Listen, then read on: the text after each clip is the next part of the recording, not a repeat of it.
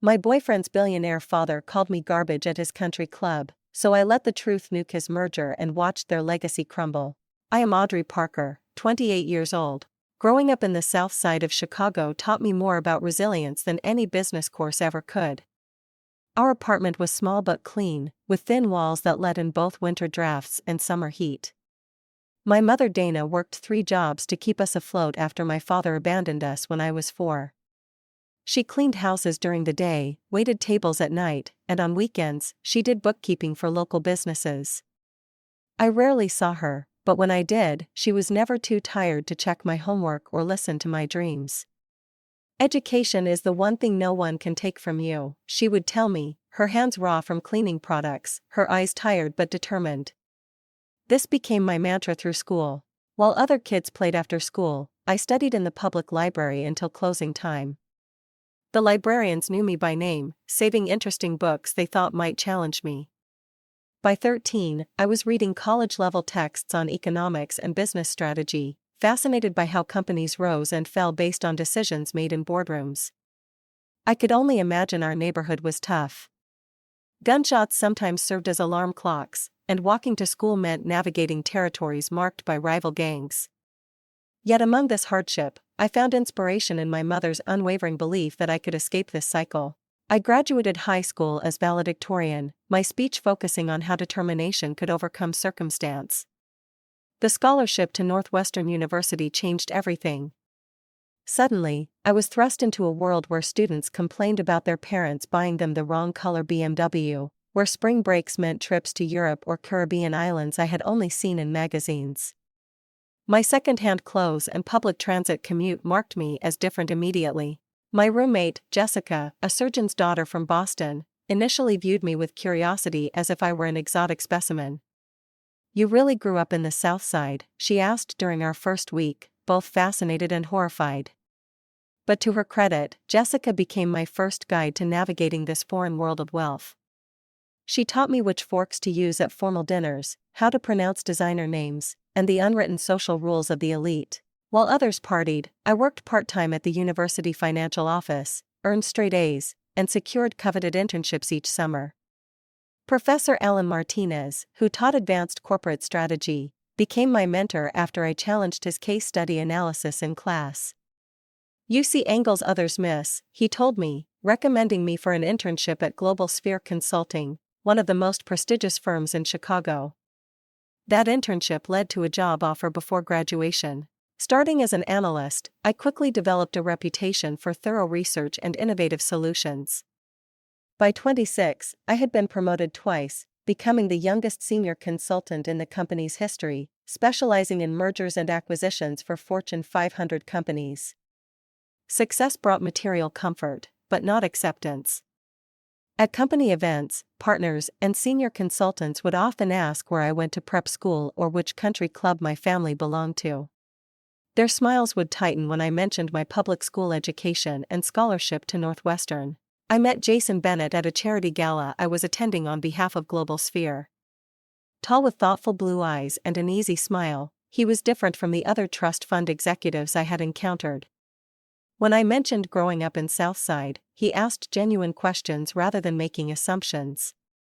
He worked as a corporate attorney at Werner & Kline, having attended Harvard Law School after completing his undergraduate degree at Yale. "Most people here are boring," he whispered as we watched donors compete to outbid each other for auction items they would probably never use. "They only know how to talk about their vacation homes and golf handicaps." Our first date was at a small jazz club rather than an expensive restaurant. He listened more than he spoke and never once checked his phone. 3 months of dating revealed a man who seemed to value substance over status, intelligence over inheritance. When he first told me he loved me, it was during a rainstorm that caught us without umbrellas, both of us laughing as we sought shelter under a store awning. "I want you to meet my family," he said after 6 months. "They have a summer home in Lake Forest. We could go next weekend." I should have noticed his slight hesitation, the way he quickly added, "They will love you." How could they not? But I was too caught up in what seemed like the perfect relationship to recognize the warning signs. As I prepared to meet the Bennetts, I felt confident in my accomplishments. I had risen from poverty to become successful through my own merit. I had broken barriers and exceeded expectations. I believed that would be enough. I did not yet understand that in certain circles no amount of intelligence, accomplishment, or hard work could overcome the perceived stain of coming from the wrong background. And I certainly had no idea that the man who would most strongly oppose my relationship with his son would one day find his billion-dollar deal in my hands. The Bennett estate in Lake Forest sprawled across 5 acres of perfectly manicured grounds. As Jason drove through the wrought iron gates, my stomach tightened with apprehension. The main house, a colonial revival mansion with white columns and expansive windows, seemed to judge me before I even stepped inside. "My parents can be a bit formal," Jason warned as he parked his BMW beside 3 other luxury vehicles. "Just be yourself." Elizabeth Bennett greeted us in the foyer, a slender woman in her early 60s with carefully colored blonde hair and the kind of surgical enhancements that spoke of considerable expense and skill. Her smile seemed rehearsed as she air-kissed Jason's cheeks. "And you must be Audrey," she said, extending a hand adorned with a diamond that could have paid my mother's rent for a year. "Jason has told us so little about you." The emphasis on little was subtle but unmistakable. Thomas Bennett appeared moments later, a tall man with silver hair and cold blue eyes that assessed me with naked calculation. His handshake was firm to the point of discomfort. "Northwestern, Jason tells me," he said instead of hello. "Scholarship student." "Full academic scholarship." "Yes," I replied, maintaining eye contact despite the immediate knot in my stomach. "I went to Yale myself." "Third generation." "Jason is fourth, of course." The rest of that first visit proceeded with similar veiled comments and probing questions. Where exactly in Chicago had I grown up? What did my parents do? Had I ever been to Europe? Each answer seemed to confirm something Thomas had already decided about me. During dinner served by a uniformed staff on china that probably cost more than my annual salary, Thomas dominated the conversation with stories about his company Bennett Industries, a manufacturing conglomerate that supplied components to the aerospace and defense industries. "We are finalizing a merger with Westridge Technologies," he announced, swirling expensive Bordeaux in a crystal glass. "Billion-dollar deal will position us to secure the Thompson defense contract next year." Elizabeth asked polite questions about my work at Global Sphere, her eyes glazing over when I explained our approach to corporate restructuring. Jason squeezed my hand under the table, a silent apology for his parents' behavior. Later that night, in the guest room where I had been pointedly assigned separate from Jason, he apologized more directly. "They just need time to get to know you," he insisted. "Dad comes from a different generation. He will see how amazing you are eventually." I wanted to believe him. Over the next few months, I joined the Bennetts for numerous family events. Elizabeth's garden party, where she introduced me as Jason's friend from the city. Thomas's birthday celebration at the Chicago Club, where he asked if I felt comfortable in such surroundings. Christmas at their winter home in Aspen, where I received a generic gift card while others opened personalized presents. Each time Jason assured me things were improving. Each time I swallowed my hurt and tried harder to win their approval. I brought thoughtful gifts, offered intelligent conversation, and showed genuine interest in their lives. Nothing seemed to penetrate the barrier of class prejudice. In March, during a company meeting at Global Sphere, I noticed a familiar name on the list of pending acquisitions: Westridge Technologies. The same company Thomas had mentioned was merging with Bennett Industries. "We have been asked to perform due diligence before Global Atlantic Capital finalizes their acquisition of Westridge," explained Sandra Miller, our division director. "Audrey, given your experience with similar companies, I want you to lead the assessment team." The coincidence seemed almost too perfect. I would be evaluating the company that was crucial to Thomas's billion-dollar deal. For a moment, I considered recusing myself due to the personal connection, but I had not yet met the ethical standard for conflict of interest. The Bennetts were not my family, merely my boyfriend's parents. Besides, I told myself I would conduct my assessment with complete professionalism. That weekend at another tense dinner at the Bennett home, Thomas mentioned problems with the Westridge deal. "Some investment group is looking to acquire them before our merger finalizes," he complained. "Global Atlantic Capital." Vultures circling what they think is a carcass. My fork paused halfway to my mouth. Thomas had no idea that I was now directly involved in this transaction. Jason knew where I worked, but was not privy to which accounts I handled. Perhaps they see potential you do not, I suggested carefully. Thomas's laugh was dismissive. What would you know about acquisitions of this scale? This is serious business, not some little consulting project. Elizabeth quickly changed the subject, but the seed had been planted. I began to wonder how Thomas would react when he discovered my role in evaluating Westridge. The thought brought an unexpected smile to my face, which I quickly hid behind my napkin. As spring progressed, so did the tensions. Jason proposed a weekend trip to meet my mother, who now lived in a small but comfortable apartment I had helped her secure in a safer neighborhood. Thomas and Elizabeth's reaction was immediate. "You cannot be serious about this relationship," Thomas told his son during Sunday brunch on their terrace. He spoke as if I were not sitting 3 feet away. "The girl is intelligent enough, I suppose, but she comes from nothing. Your children would have no suitable background." "Dad, that is enough," Jason said. But his voice lacked conviction. "You are a Bennett. You have responsibilities to this family's legacy." I sat silently, my chest tight with anger and humiliation. Later, Jason apologized profusely, swearing his father's views did not reflect his own, but I noticed he had not directly contradicted Thomas's assessment of my suitability. He had objected to the comment, not the sentiment behind it. The invitation to the country club dinner arrived in May. Bennett Industries was celebrating its 75th anniversary, and Thomas had organized an exclusive event for major clients, business partners, and close friends. Jason insisted my presence was important. "It shows we are serious," he said, "that you are part of my life despite what they think." What I did not realize then was that this dinner would become the catalyst for everything that followed, that Thomas Bennett would finally show his true colors in a way that could not be explained away or apologized for, and that I would discover exactly how far I was willing to go to stand up for my own worth. The Oakmont Country Club stood as a monument to old money and exclusivity. Founded in 1896, its membership was restricted to those with both significant wealth and the right family connections. As Jason and I approached the imposing stone building, I smoothed down my dress, a midnight blue silk sheath I had purchased specifically for this occasion, spending nearly 2 weeks of my salary. "You look beautiful," Jason assured me, his hand warm against my lower back. "Everyone will be impressed." The grand ballroom had been transformed for the anniversary celebration. Crystal chandeliers cast a golden glow over tables adorned with elaborate floral arrangements and gleaming silverware. A string quartet played softly in one corner, providing a refined soundtrack to the murmur of privileged voices. Thomas and Elizabeth greeted guests near the entrance. Thomas resplendent in a custom tuxedo. Elizabeth glittering with diamonds. Their smiles froze slightly when they spotted us. "Jason, wonderful timing. The Harringtons were just asking about you," Elizabeth said smoothly, steering her son toward an elderly couple without acknowledging my presence.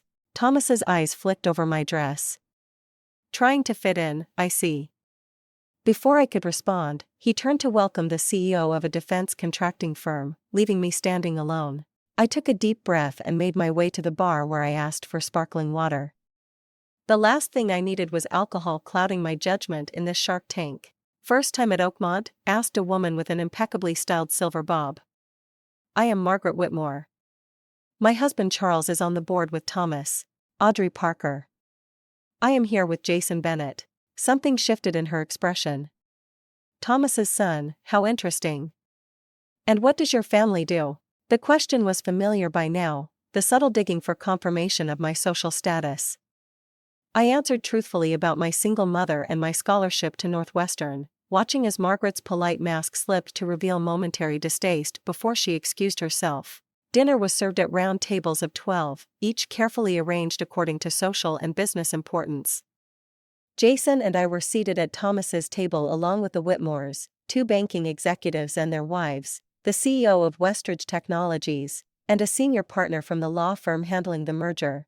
"Harold, you remember my son Jason," Thomas said to the Westridge CEO. "Top of his class at Harvard Law. He is handling some of the preliminary work on our deal." Harold Blackwell, a ruddy-faced man with an aggressive handshake, nodded appreciatively. Good to have family you can trust in business. Who is your lovely companion? Before Jason could introduce me, Thomas interjected. A friend from the city. Jason is being kind. My face burned, but I extended my hand to Harold. Audrey Parker, senior consultant at Global Sphere. Thomas's fork clattered against his plate. Global Sphere, the consulting firm. Yes. For 5 years now, I replied, meeting his gaze steadily.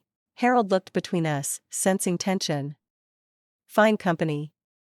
They did some work for our London office last year. What an unusual coincidence, Thomas said, his voice hardening.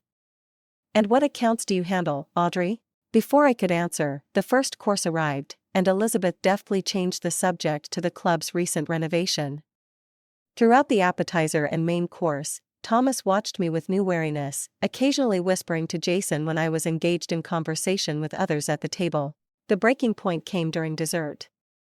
Harold mentioned Global Atlantic Capital's interest in Westridge, expressing concern about how it might affect the pending merger with Bennett Industries. These investment firms swoop in with no understanding of the industries they acquire, Thomas said dismissively. They see numbers on spreadsheets, not the companies and people behind them. Some would argue that objective financial analysis provides clarity where emotional attachment might cloud judgment, I offered. Thomas's face reddened. And I suppose your firm's consultants believe they understand my business better than I do after 75 years. Dad, Jason warned quietly. No, I want to hear this, Thomas insisted, his voice rising. Tell me, Audrey, what would someone from your background know about building and maintaining a corporate legacy? The table fell silent. Even the neighboring tables seemed to quiet as Thomas leaned forward, years of thinly veiled contempt bubbling to the surface. I grew up in a family that valued hard work and integrity, I answered, keeping my voice level. Those principles apply to businesses of any size. Thomas laughed, a harsh sound stripped of humor. Hard work and integrity from the south side of Chicago. Perhaps next you will tell us your street gang operated with a mission statement and core values. Gasps rippled around the table. Jason put his hand on his father's arm. That is completely inappropriate. But Thomas was beyond restraint now. Years of prejudice finding voice in this public forum where he believed his status protected him from consequence. Look around you, he said, gesturing to the opulent room. Do you really think you belong here with people who built this country, who understand the responsibilities of wealth and position? My fingernails dug crescents into my palms as his voice cut through the room. Street garbage and a borrowed dress, he announced to his country club friends, pointing at me with his dessert fork. Trying to elevate herself by attaching to my son. 23 pairs of eyes watched as I carefully folded the napkin beside my untouched chocolate torte. The smirk on Thomas's face was worth memorizing, that self-satisfied expression of a man who thought he had won. I stood slowly, dignity in every movement. Thank you for the illuminating evening, Mr. Bennett. It has been most educational. Jason half rose from his seat. Audrey, wait. But I was already walking away, my head high despite the burning in my eyes. As I reached the ballroom doors, I heard Jason's raised voice arguing with his father. But he did not follow me. Outside in the cool night air, I called a ride share, refusing to wait for Jason to drive me home. As I stood there, Harold Blackwell emerged from the club, lighting a cigar. Nasty business in there, he said, his eyes appraising me with new interest. Thomas can be an ass when he drinks too much scotch. He meant every word, I replied. Harold nodded slowly. Probably. Old money often does. He handed me a business card. If you ever want to talk about what Global Sphere is really doing with Westridge, I would be interested in your perspective. I took the card automatically, tucking it into my clutch as my ride arrived. The evening had shattered something fundamental in my relationship with Jason and his family. But as the car pulled away from Oakmont Country Club, I realized it had also crystallized something within me, a determination that Thomas Bennett would learn exactly what street garbage was capable of. My apartment felt like a sanctuary after the nightmare at Oakmont. I kicked off my heels and sat in darkness, replaying Thomas's words and the faces of those who had witnessed my humiliation. My phone buzzed repeatedly with messages from Jason, each more desperate than the last. Audrey, Please call me. I am so sorry about my father. Let me come over so we can talk. This does not change anything between us, but it had changed everything. When I finally answered his call near midnight, his relief was palpable. I told him he was completely out of line, Jason said immediately. I have never seen him act like that. Really? Because it seemed like the natural conclusion to how he has treated me from day one. Jason's silence confirmed what I already knew. Thomas's outburst had not been an anomaly, but merely the public expression of sentiments he had harbored all along. He had too much to drink, Jason finally offered. He does not really think of you that way. Street garbage in a borrowed dress, I quoted flatly. Those words came from somewhere, Jason. Give him time to apologize. He will come around when he calms down. And if he does not? Another telling pause. He is still my father, Audrey. I closed my eyes, suddenly exhausted. I need some time to think. Good night, Jason. Sleep eluded me as I considered what the dinner had revealed, not just about Thomas, but about Jason, too. His defense had been half-hearted at best. When forced to choose between standing up for me and maintaining peace with his father, he had hesitated. That hesitation spoke volumes. Morning brought clarity and a new sense of purpose. At my desk at Global Sphere, I opened the file on Westridge Technologies. As lead consultant on the due diligence team, I had access to financial records, operational assessments, and internal communications provided by the company. Sandra Miller stopped by my office around 10. The Global Atlantic people are pushing for preliminary findings by next week. How are we looking? Something feels off about their manufacturing cost reports, I admitted. The numbers align with industry standards on paper, but there are discrepancies when compared to their supply chain documentation. Sandra frowned. Dig deeper. Global Atlantic needs to know exactly what they are buying. As I immersed myself in Westridge's documents, an uncomfortable question surfaced. Was I looking for problems because of personal animosity toward Thomas? Was I allowing my professional judgment to be clouded by the events at Oakmont? That evening, I called Professor Martinez, my former mentor, who now served as an ethics consultant for several major corporations. Alan, I need your objective opinion, I explained, outlining the situation without identifying Thomas or Westridge by name. I am concerned about potential bias in my assessment. The question is not whether you have feelings about the situation, he said after listening carefully. Of course you do. You are human. The question is whether you can set those feelings aside and evaluate the facts objectively. And if you find legitimate issues, then you have a professional obligation to report them regardless of how it might affect your personal relationships. Integrity means doing the right thing, even when it is difficult. His words stayed with me as I returned to the Westridge files with renewed determination to be thorough but fair. I would not fabricate or exaggerate issues to punish Thomas, but neither would I overlook genuine concerns to protect him or my relationship with Jason. 3 days of intensive analysis revealed troubling patterns. Westridge had been systematically underreporting workplace safety incidents to OSHA, potentially exposing Global Atlantic to significant regulatory liabilities. Their manufacturing facilities in Mexico appeared to violate several labor laws with evidence suggesting they employed underage workers in dangerous conditions. Most concerning were indications that they had misrepresented the performance specifications of components sold to military contractors, which could constitute fraud against the federal government. Each finding was meticulously documented, cross-referenced, and verified. This was not about revenge. It was about uncovering the truth about a company that appeared to have built its success on cutting corners and deception, the very opposite of the integrity Thomas had implied I lacked. Jason called repeatedly throughout the week, his messages growing increasingly frustrated with my continued distance. When I finally agreed to meet him for coffee on Saturday, his relief was evident. I miss you, he said, reaching for my hand across the table. Dad was completely out of line, and he knows it. Has he apologized? Jason shifted uncomfortably. He is still processing everything. You know how proud he can be. Processing his public declaration that I am garbage. That requires processing. He built Bennett Industries from what his father left him into something much bigger, Jason explained, as if this justified Thomas's behavior.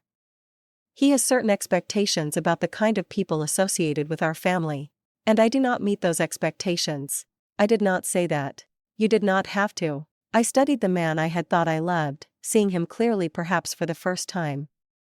If your father's deal with Westridge fell through, what would happen? Jason looked surprised by the change in subject.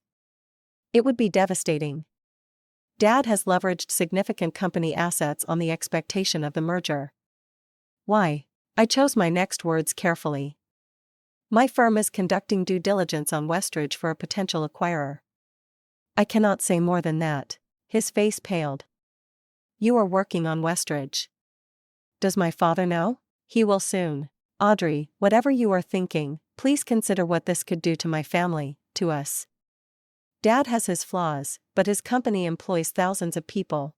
The implicit request was clear: look the other way.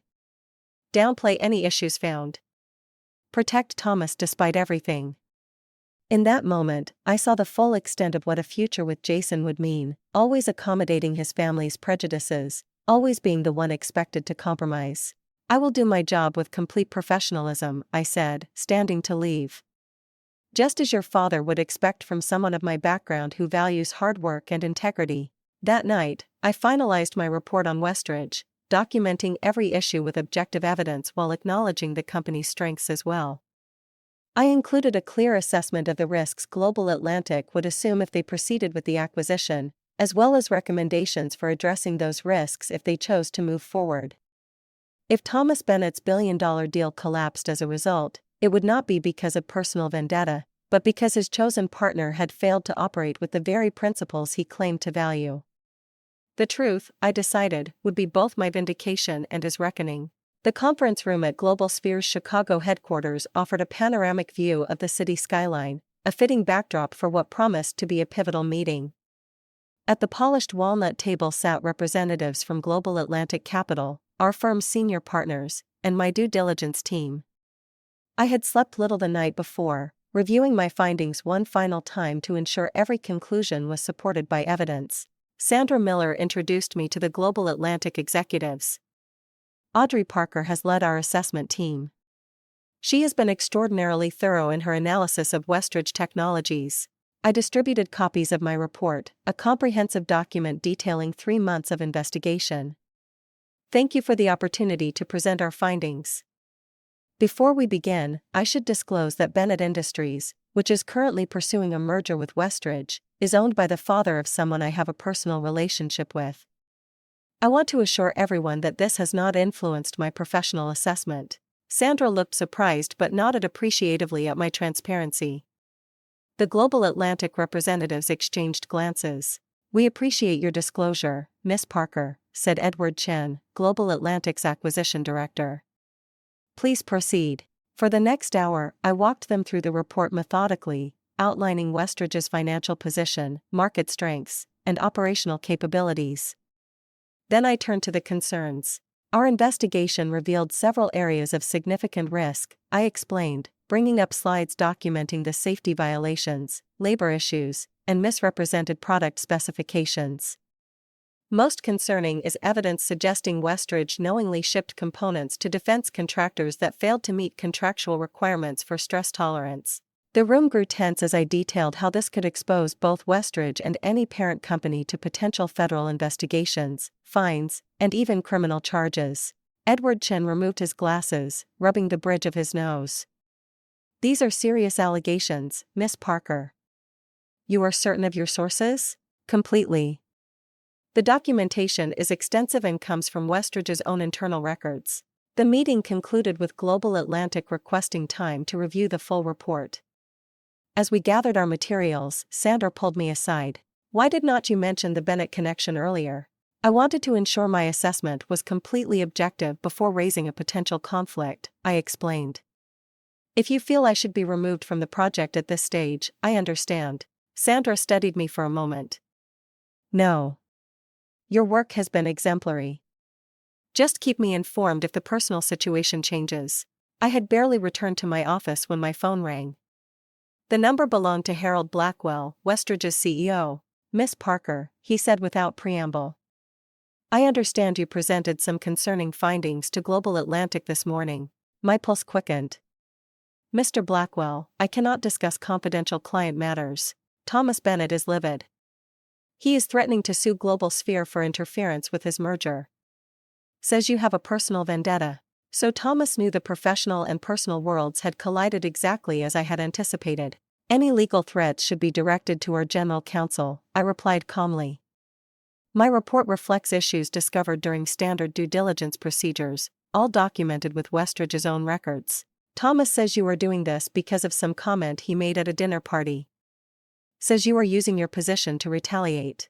Mr. Blackwell, did Westridge misrepresent component specifications to defense contractors? His silence was telling. Did your Mexico facilities employ underage workers in violation of labor laws? Another pause. Those questions should concern you far more than Thomas Bennett's dinner party behavior, I said. Now, if you will excuse me, I have another meeting. Within an hour, Thomas himself called, his voice tight with barely controlled rage. You vindictive little opportunist, he hissed. You think you can destroy my deal because your feelings got hurt. Mr. Bennett, I simply reported what the evidence showed. If Westridge had operated ethically, there would be nothing to report. You manipulated the findings because of what happened at Oakmont. Do not pretend otherwise. Every conclusion in my report is supported by documentation provided by Westridge itself. If you doubt that, I welcome legal discovery. It would only further expose what your merger partner has been hiding. His breathing was heavy on the line. You have no idea who you are dealing with. I built my company through relationships you cannot begin to comprehend. One phone call from me and your career at Global Sphere is over. Perhaps you should make that call to Harold Blackwell instead, I suggested. Ask him why he concealed critical information from you during merger discussions. Or was cutting corners on military contracts part of what made Westridge attractive to Bennett Industries? Thomas's voice dropped to a dangerous whisper. Jason was right about you all along. The comment landed like a physical blow. What do you mean? Who do you think warned me? You might be vindictive if things went badly between you. Who told me you had an ambitious streak that worried him? My son knows exactly who you are, Audrey. The call ended, leaving me shaken. Had Jason really betrayed me that way, painting me as potentially vindictive to his father, even before the Oakmont incident? I tried to focus on work, but found myself constantly checking my phone, waiting for a message from Jason that never came. By late afternoon, news had begun circulating through financial circles that Global Atlantic was reconsidering its acquisition of Westridge. The company's stock dropped 8% in after-hours trading. My office phone rang again, this time Sandra Miller. The Bennett Industries legal team has formally accused us of acting in bad faith, she informed me. They are demanding a meeting tomorrow with you, me, and our general counsel. Do you want me to step back from the project? Absolutely not. Your report is solid. Just be prepared for Thomas Bennett to make this very personal. The next morning, I dressed with particular care, choosing a perfectly tailored charcoal suit that projected both confidence and professionalism. In the conference room, Thomas was already seated beside his legal team, his face rigid with hostility. Jason sat beside him, unable to meet my eyes. Our general counsel, Richard Torres, began by addressing the allegations of bias. Global Sphere conducted its due diligence of Westridge Technologies according to industry standard protocols. Miss Parker's personal connection to the Bennett family was disclosed appropriately, and her findings have been independently verified by other members of our team. Thomas leaned forward. My son was involved with Miss Parker until she learned of our pending merger with Westridge. She then deliberately sought assignment to the due diligence team with the express purpose of sabotaging our deal. That is categorically false, I responded evenly. I was assigned to the Westridge assessment before I learned of your company's involvement, and I immediately disclosed the potential conflict to my supervisors. Jason finally looked at me, confusion evident in his expression. Had Thomas lied to him as well about the timeline? The meeting continued for 2 grueling hours, with Thomas growing increasingly aggressive as his legal arguments failed to gain traction. When Richard excused himself to take a call, Thomas turned his full attention to me. You think you have won? He said, his voice low enough that only those at our end of the table could hear. But street garbage should remember its place. This business world you are playing in. We built it. We make the rules. Before I could respond, Richard returned, his expression grave. I just received word that Global Atlantic has officially terminated their pursuit of Westridge Technologies. They have concerns about potential liabilities that emerged during due diligence. The announcement hit Thomas like a physical blow. His face drained of color as he understood the implications. Without the Global Atlantic acquisition, his merger was effectively dead.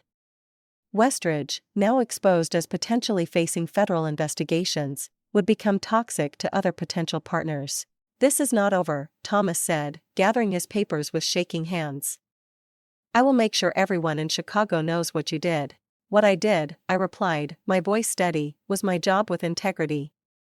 Perhaps if you had demanded the same from Westridge, we would not be here. As Thomas stormed out, Jason lingered, conflict evident in his expression. Audrey, I never told him you would be vindictive. I swear. But you did not stand up for me either, Jason. Not at Oakmont. Not after, and not today. He had no answer for that. With a last regretful look, he followed his father from the room, leaving me with the certainty that some relationships cannot survive when forced to choose between love and legacy, between integrity and inheritance. By evening, financial news outlets were reporting that Bennett Industries stock had dropped 15% on news of the failed merger. Thomas Bennett's billion-dollar deal was officially dead, not because of personal revenge, but because the truth had finally caught up to those who thought themselves above it. The collapse of the Bennett Industries merger with Westridge Technologies sent shockwaves through Chicago's business community. Within days, the Wall Street Journal published an investigative piece detailing Westridge's problematic practices, confirming many of the issues identified in my report. The Department of Defense announced a review of all components supplied by Westridge for military applications, and the Securities and Exchange Commission opened an informal inquiry into potential securities violations. Bennett Industries stock continued its downward slide, losing nearly 30% of its value in 2 weeks. Financial analysts began questioning whether Thomas Bennett's aggressive expansion strategy had left the company overextended without the Westridge merger to strengthen its position. I maintained a disciplined silence through it all, declining comment to several business publications that reached out. Global Sphere publicly supported my work, with Sandra Miller issuing a statement defending our due diligence process as thorough, objective, and conducted according to the highest professional standards. Privately, however, I weathered considerable scrutiny. Several partners expressed concerns about potential damage to client relationships, while others praised my integrity in a difficult situation. I threw myself into other projects, working longer hours than ever, determined to prove my value to the firm beyond the Westridge case. Jason texted 3 days after the confrontation meeting, "Can we talk, please?" I agreed to meet at a small cafe far from both our usual haunts. He looked terrible, with dark circles under his eyes and his usually immaculate appearance slightly disheveled. "Dad is considering laying off 200 employees, he said without preamble. The company is in trouble without the Westridge deal. I am sorry to hear that. Are you? His tone held a bitter edge. You brought this down on him. No, Jason. Westridge's unethical practices and your father's failure to conduct proper due diligence brought this down on him. My report simply exposed what was already there. He ran a hand through his hair in frustration. He is my father, Audrey. Whatever his faults, he is my family. And you chose him. At Oakmont when he called me garbage. In the days after when you expected me to accept his behavior. And now when you want me to feel guilty for doing my job with integrity. It is not that simple. It actually is. I looked at the man I had once thought might be my future. You never really saw me as your equal, did you? As someone who truly belonged in your world. His silence confirmed what I had finally accepted. I loved you, Jason, but I will not apologize for refusing to be diminished by your father or anyone else. He reached for my hand. We could still make this work. Dad will get past this eventually. I gently withdrew my hand. No. Some lines once crossed change everything. Your father showed me who he really is, and you showed me who you really are. I deserve better than both. As I walked away, I felt a strange lightness despite the sadness. Some endings, painful as they might be, are necessary for growth. The professional consequences continued to unfold. Several clients requested that I be removed from their accounts, concerned about my involvement in the Westridge situation. Others specifically asked for me, impressed by my willingness to present difficult findings regardless of potential blowback. Global Sphere assigned me to a major telecommunications merger, a vote of confidence that helped quiet some of the internal criticism. Thomas, meanwhile, was not finished with his attempts at retaliation. Through industry contacts, I learned he had spoken against me to several Global Sphere clients and had suggested to other consulting firms that I was difficult and unprofessional. His efforts gained limited traction given the public verification of my findings about Westridge, but they created a constant background stress as I navigated my career. Support came from unexpected quarters. Harold Blackwell, facing his own professional reckoning as Westridge's CEO, sent a brief email. "For what it is worth, you were right about everything." Bennett knew some of it and chose to look the other way. The price of doing business, he called it. More surprisingly, Elizabeth Bennett requested a meeting through her personal assistant. Curious and cautious, I agreed to meet her for tea at the Peninsula Hotel. "Thomas does not know I am here," she said immediately, looking elegant but strained in a St. John's suit. He would not approve. "Why did you want to see me, Mrs. Bennett?" She stirred her tea slowly. "To apologize. Not for Thomas. He must make his own amends if he ever chooses to, but for myself. I allowed his prejudices to influence how I treated you, and that was wrong." I had not expected this and found myself momentarily speechless. "Jason is devastated," she continued.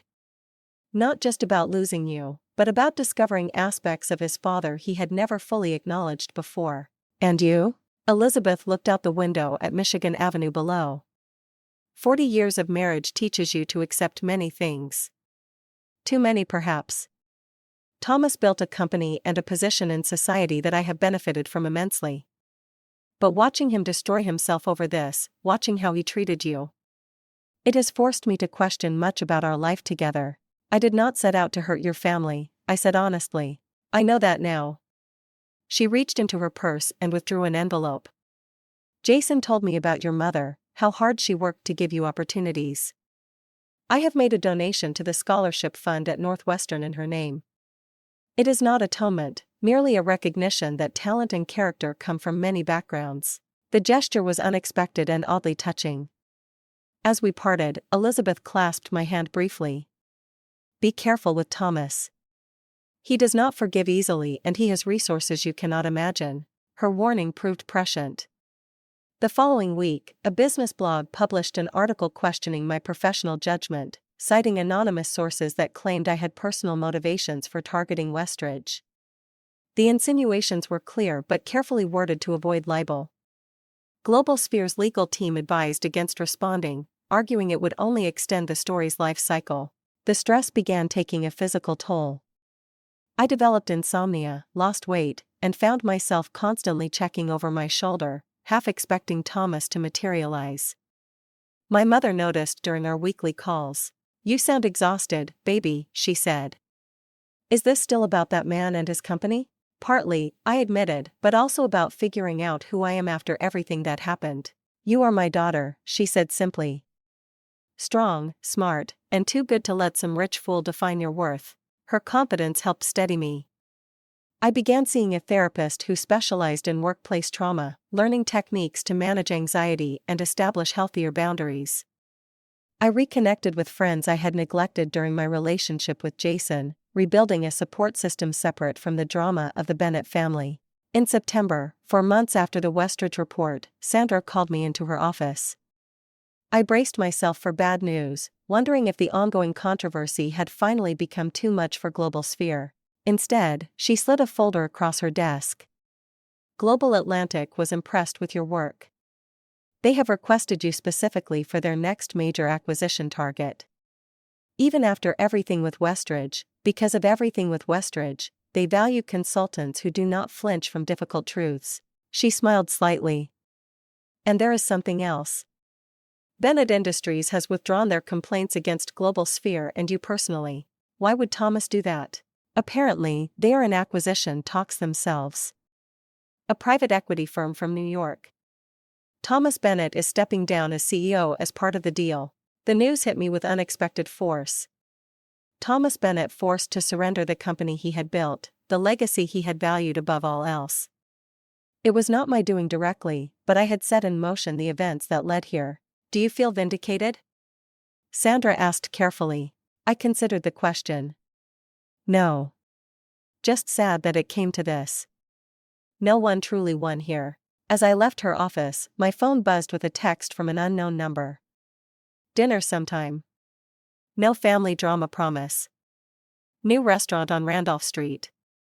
Adam Miller was a corporate attorney I had met during a deposition related to the Westridge case. He had impressed me with his intelligence and ethical approach to his work. We had spoken several times since, our conversations moving gradually from professional to personal. For the first time in months, I felt a genuine smile form.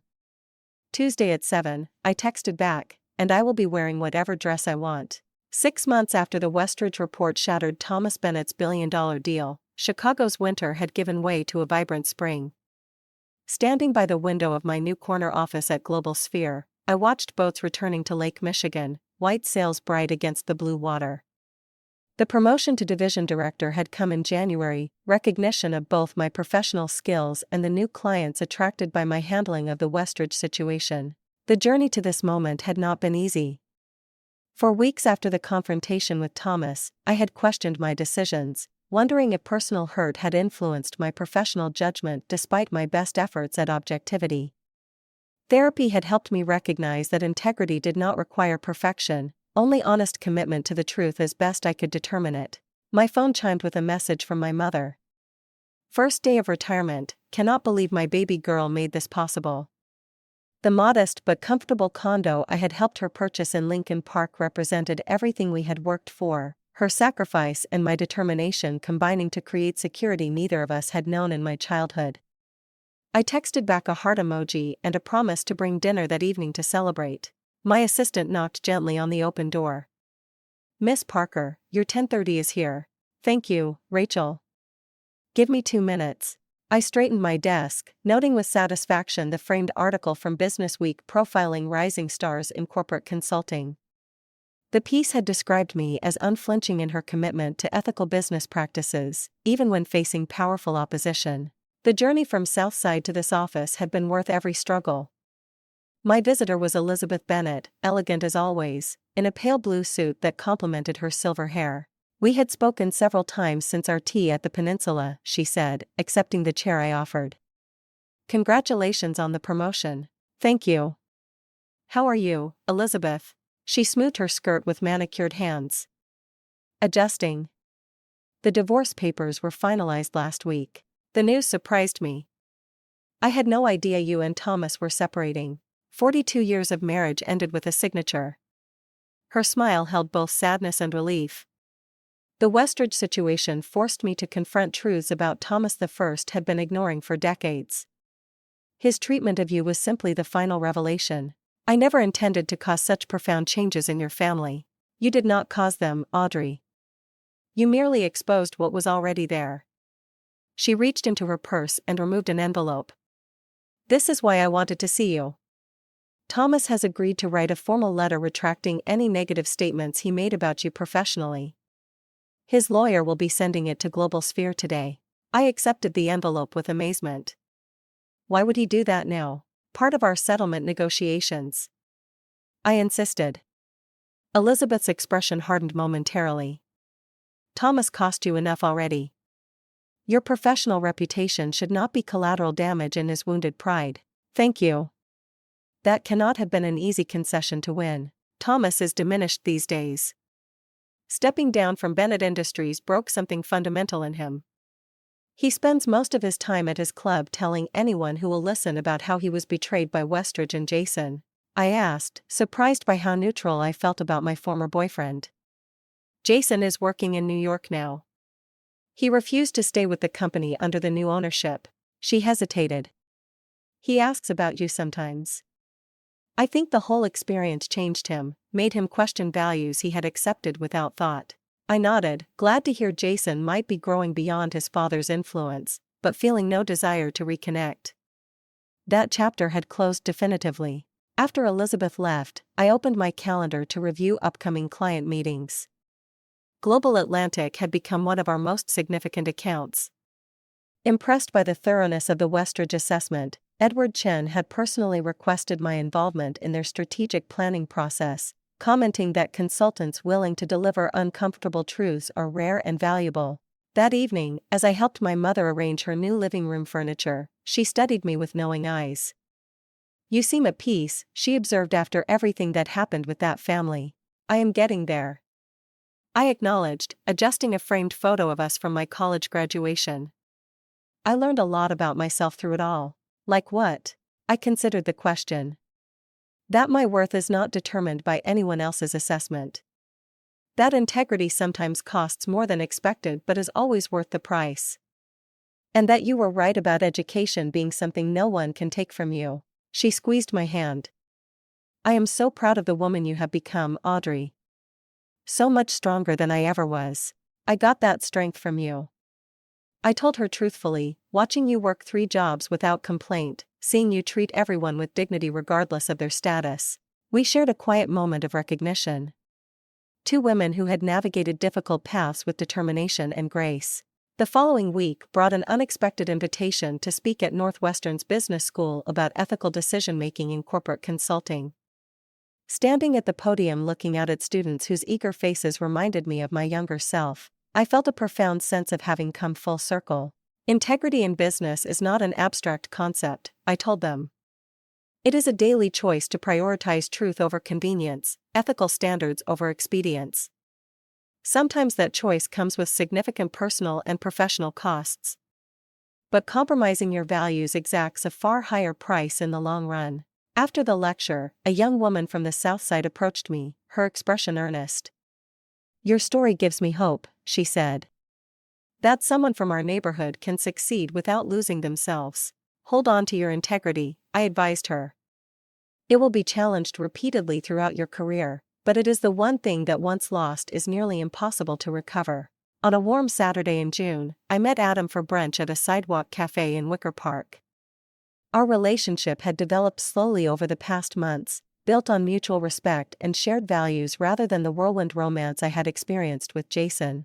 "I have news," he said, pouring coffee from the shared carafe. "The firm is opening a London office.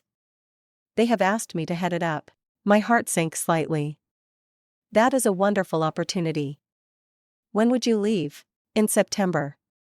He reached for my hand across the table. "I was hoping you might consider coming with me at least to visit. See if you like it there." "Are you asking me to move to London?" "I am asking you to consider possibilities." His smile was warm but undemanding. "Global Sphere has London clients. Maybe a temporary assignment to test the waters. No pressure, just possibilities." The offer was characteristic of Adam, thoughtful and respectful of my independence. So different from the Bennett world where women were expected to accommodate themselves to men's careers and family expectations. "I will think about it," I promised, genuinely intrigued by the idea. 3 weeks later I attended a charity gala at the Art Institute representing Global Sphere as division director. The event brought together Chicago's business elite, many of whom had witnessed my humiliation at Oakmont Country Club the previous year. Now I moved among them as a peer, confident in my professional standing and personal worth. Across the crowded gallery, I spotted Thomas Bennett standing alone by a Greek sculpture, looking older and somehow diminished in his formal attire. Our eyes met briefly before he looked away, turning to engage the nearest guest in conversation.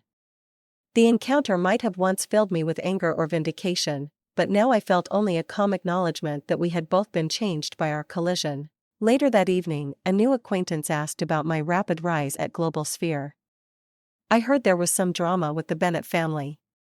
Something about you tanking a major deal." "I simply did my job with integrity," I replied. "The rest is business history." And it was history now, a chapter closed, but not forgotten. The experience had tested and ultimately strengthened my conviction that true value comes not from social status or family connections, but from the courage to stand firm in your principles, even when facing powerful opposition. As spring turned to summer, I began exploring the possibility of a temporary assignment to Global Sphere's London office. My mother encouraged the adventure, secure in her retirement and surrounded by new friends in her condo building. Adam and I researched neighborhoods and planned weekend trips to European cities neither of us had visited before. Life had opened up in ways I could not have imagined during those painful days after Oakmont, proving that endings, even difficult ones, often create space for new beginnings. The garbage girl from the South Side had not only survived, but thrived, building a life defined by her own standards rather than someone else's judgment.